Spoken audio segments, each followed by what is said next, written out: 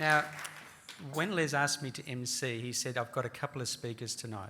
The couple went to double figures really quickly, and I said to Les, this isn't going to work. We've got to make it clear that just a couple of speeches would be great. So there's about 50 people wanted to talk tonight. We narrowed it down to two biggies, and the first of those two is my boss. Come on up, Christine. Christine Bennett, the chair of the Sydney Children's Hospital Network Board, Dean of the Faculty of Medicine of Notre Dame, and a million other things. And the topic I've given her to talk on tonight that she knows nothing about is I've known Les a long time and survived.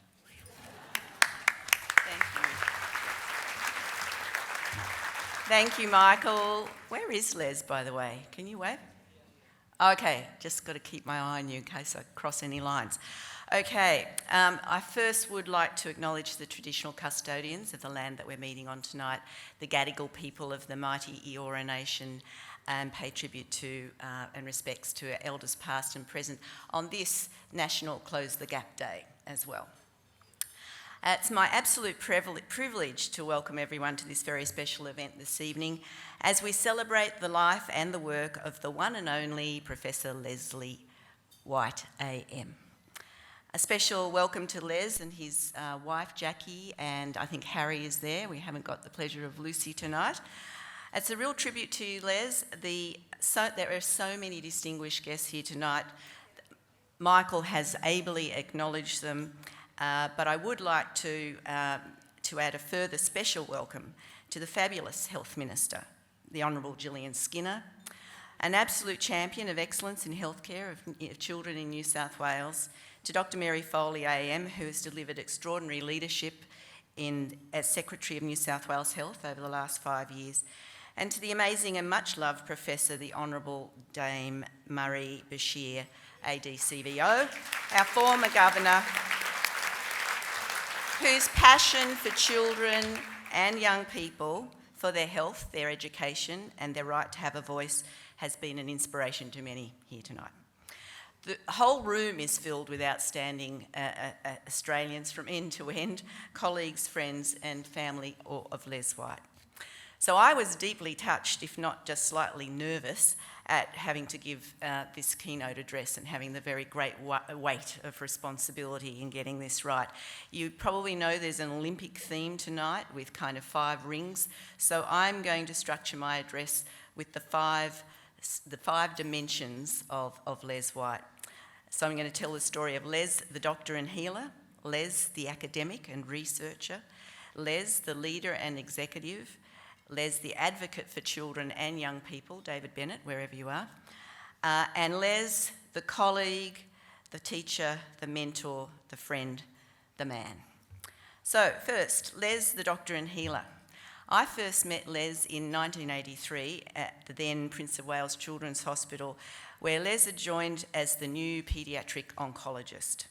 I was a registrar, and at the time everyone was abuzz about this incredibly bright, incredibly nice, and yes, incredibly good-looking new consultant who had been returned from the Children's Hospital in LA, where he'd been both a clinical fellow and a research fellow. John Beveridge, who was an early influence and lifelong friend of Les's, guided him toward a career in paediatrics, as he did for so many of us here tonight. The choice of paediatric oncology was influenced by his mentors Darcy O'Gorman Hughes and Marcus Fowles, and he quickly came to realise the deep professional and personal rewards of paediatric oncology. It's difficult to think of a more rewarding specialty than looking after children with cancer and supporting their families. The ultimate bench to bedside of both science and the art of healthcare. And this, combined with intense and long-lasting personal relationships with the children and families, is very special. Les has often spoken of the privilege of the amazing affection and loyalty that the children and families he's cared for have shown him. And he continued in the cancer survivorship clinic until early this year, where he's been following up some of the patients he treated 20, 30 years ago. Now to Les, the academic and researcher. Les has made important contributions as an academic in teaching and in research. And yes, I was one of his students.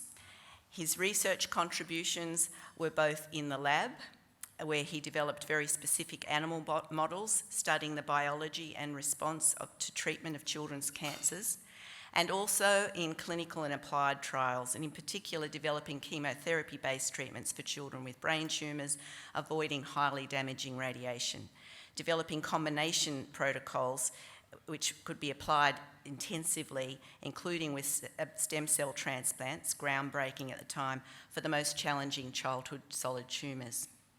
More recently, his lifelong passion for research has led him to venture into health services research, very important, as we know. For example, with Geoffrey Braithwaite, who's with us here tonight as well. In 1991, the University of New South Wales awarded Les a Doctorate of Science for his contribution to international literature, and he now has 130 published works, more than that, and twice as many abstracts you saw just a few moments ago. He somehow managed to be the inaugural John Beveridge Chair of Professor of Paediatrics from 2006-2010, at the same time as being Executive Director of the Sydney Children's Hospital at Randwick. So that brings me to Les, the health leader and executive. Les was Executive Director for the Sydney Children's Hospital for 16 years, very critical years in shaping the children's hospital we have at Randwick today. In fact, succeeding in the name change from the Prince of Wales Children's Hospital to the Sydney Children's Hospital in 1996 was one of Les's achievements that I think show his determination and tenacity. I could list many achievements of Les's during his time at Sydney Children's as Executive Director: an agreed sense of direction and vision, the trust and empowerment that are the foundations of a high-performing organisation, the increased productivity and efficiency at the same time as focusing on safety and quality, strong staff morale, caring culture, and much, much more. But Les would be the first to say that that was shared leadership, that it was a team effort, and he'd give credit to his colleagues. I think Michael Bryden, you'd be at the top of that list. And that's a measure of the style of Les's leadership and the man that he is. That brings me to Les, the advocate for children and young people. So children first and foremost, which is the galvanising purpose of the Sydney Children's Hospital Network, was a phrase Les often used. When he was appointed as Chief Paediatrician, he brought his passion for delivering the best possible care to sick children and look at the services that we could offer beyond the hospital and bring that to services across New South Wales. He is an especially active advocate for children with mental and physical disability and for other neglected and vulnerable groups. Les is a magnificent fundraiser. He's so good at it because he's so authentic and so passionate and also effective in taking those raised dollars and truly making a difference. Hello Ainsworth over there. Anyone who knows Les will know that he is the consummate networker. Networking is his middle name. He can work a room, he knows and remembers everyone. He follows up, he puts effort into keeping in touch, and he has, that's been really important to many of his critical achievements, whether it's creating a sense of unity in his leadership roles, developing relationships and gaining the trust of benefactors, developing research partnerships, or advocating for children's issues. Whether it's the CEC, ACI, ADHC, or any other number of acronyms, Les is welcomed and engaged by all. I think one of the most outstanding achievements was also as the longest serving president of the Children's Hospitals of Australia, where he did some fabulous work with Joanna Holt as CEO. Which brings me to Les the man. Now, Les in many ways is quite a private person. He's warm, he's open, sometimes alarmingly direct, good-humoured, always with a smile, and never says a harsh word or a bad thing about anyone.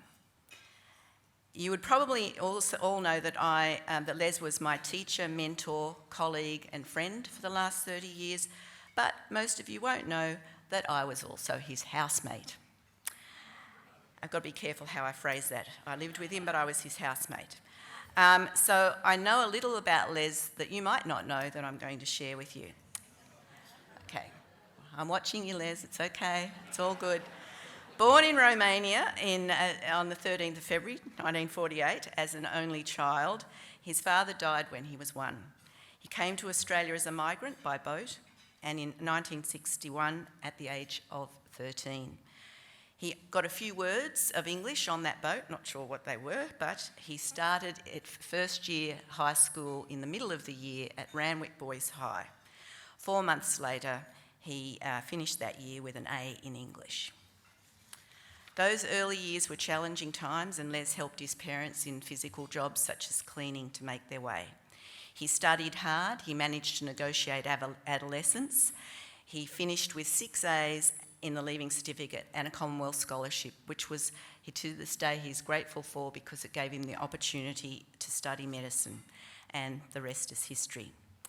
However, there is one final story that I'd like to share. Being Les's registrar by day and housemate by night, I was amazed by his energy, drive and commitment to his patients, and being an all-round nice guy. But in those days, he had this kind of Omar Sharif, George Clooney kind of thing going on. And somehow he managed to find time for a social life. I don't know how, but he seemed to have a constant bevy of beauties that looked like Miss Australia.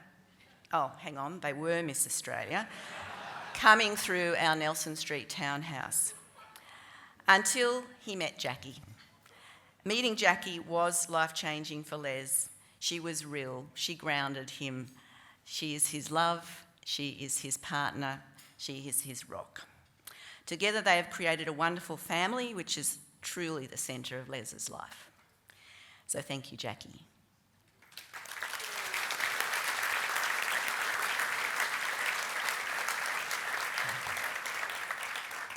Les, we wish you every success in the future. I know you plan to, and therefore you will, continue to contribute to the health and well-being of children. And I know we can look forward to more fun and friendship over the coming years.